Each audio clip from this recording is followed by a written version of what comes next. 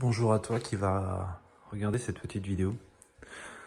C'est une petite preview un petit peu rapide d'un projet qui est en cours.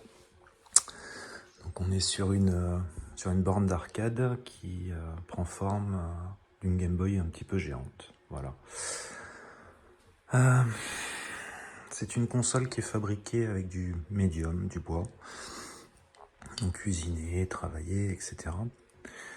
Et c'est un projet sur lequel on va retrouver de la 3D, on va retrouver un petit peu d'usinage numérique, du ponçage, beaucoup de peinture et des petites subtilités que j'ai rajoutées à mon goût.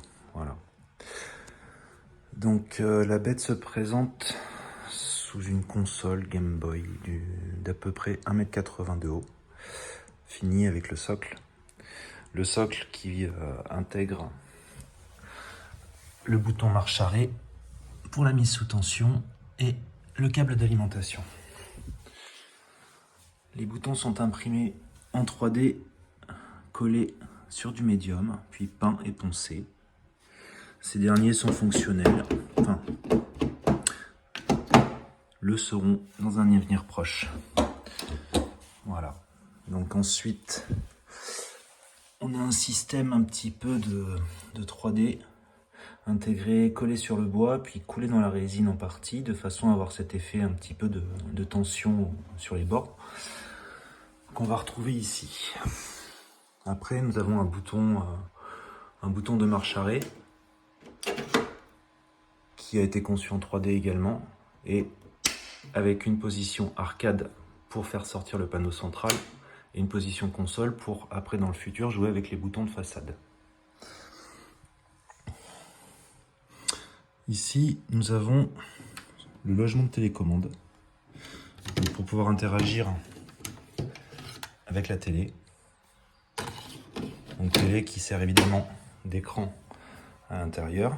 Donc il y a une inclinaison d'à peu près, je ne sais pas combien de degrés d'ailleurs, avec un revêtement intérieur en velours qui permet de ne pas avoir de reflets et que quand la console est éteinte, en fait, on ne le voit pas en fait, ce soit disparu. Suite à quoi, sur le côté, j'ai reproduit la trappe aussi. Une trappe qui s'ouvre et qui permet d'accéder au port USB pour brancher clavier, manette, souris, etc. Enfin, selon les besoins du Raspberry Pi. La molette de volume, elle, n'est pas fonctionnelle. Donc après, pour la mise en marche, il faut donc lancer ici et dans un futur proche, actionner ce bouton-là, bien évidemment, quand j'aurai reçu la carte PowerBlock. Donc voilà, j'actionne, ce qui permet que pendant le lancement du Raspberry Pi, le tiroir sorte. Après, je pense que je vais faire des réglages au niveau de l'affichage pour que, une fois le tiroir sorti, la console soit fonctionnelle, histoire d'être un petit peu raccord là-dessus. Donc là, on a un temps de déploiement d'à peu près 1 minute 20. À savoir que les moteurs sont des motoréducteurs. Donc celui du panneau avec les boutons a peut-être des fois un peu de mal, c'est normal, parce qu'il a besoin de beaucoup de couple.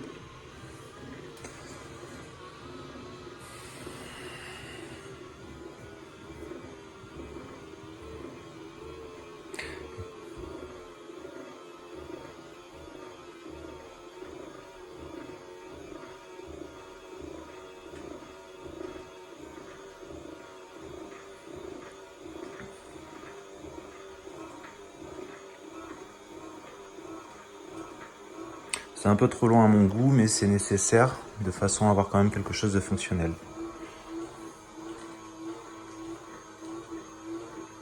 Donc il y a un système de fin de course divers et autres avec une plaque électronique et des relais qui permet d'avoir cet automatisme.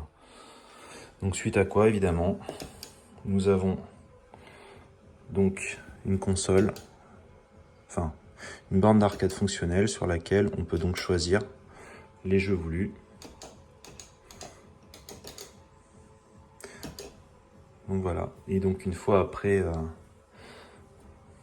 oui, c'est à savoir que au au niveau des boutons, il y a aussi les Start et Select qui ont été intégrés sur les côtés. Donc ce bouton-là permet en fait d'être le hotkey qui, pour faire la sortie des jeux, donc avec une sensation type flipper qui n'est pas désagréable. Donc après, évidemment, pour l'éteindre, Start, Quit. À savoir qu'après, une fois la carte en place, toute cette manip-là se fera automatiquement via le bouton qui sera ici. Donc, une fois que l'ensemble est éteint, on peut repasser en mode console, ce qui permet de rentrer le tiroir en fait.